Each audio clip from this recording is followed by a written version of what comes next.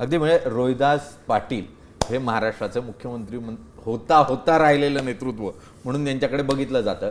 मुळात काँग्रेसच्या अंतर्गत राजकारणामध्ये खानदेशच्या वाट्याला येणारं एक मुख्यमंत्रीपद जे त्या निमित्तानं राहून गेलं आणि त्यामुळे एक नेतृत्व खानदेशचं उभं राहता नेतृत्व खूप मोठं होतं, मुख्यमंत्री पदापर्यंत पोचता थांबलं.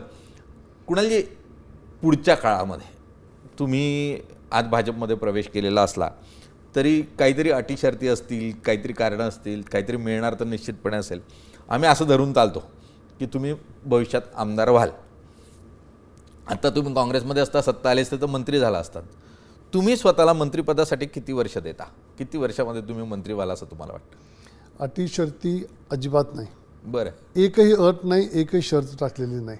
तुम्ही आज नाही, पुढच्या 10-20 वर्षानंतर सुद्धा कधी इथे कोणी तुमचे नेते BJPचे आले तर विचारून घ्या कुणाल पाटलांनी काय अट टाकली होती. फक्त एकच अट टाकली की जो सन्मान काँग्रेस पक्षामध्ये आम्हाला मिळतो आहे तो सन्मान मिळाला पाहिजे, माझ्या कार्यकर्त्याला तो सन्मान मिळाला पाहिजे आणि माझ्या भागावरती जो अन्याय झाला आहे असं आम्हाला वाटतं आहे तो अन्याय दूर करण्याकरता देवेंद्रजी आम्हाला मदत करतील याच्याबद्दल माझ्या मनामध्ये शंका नाही आहे.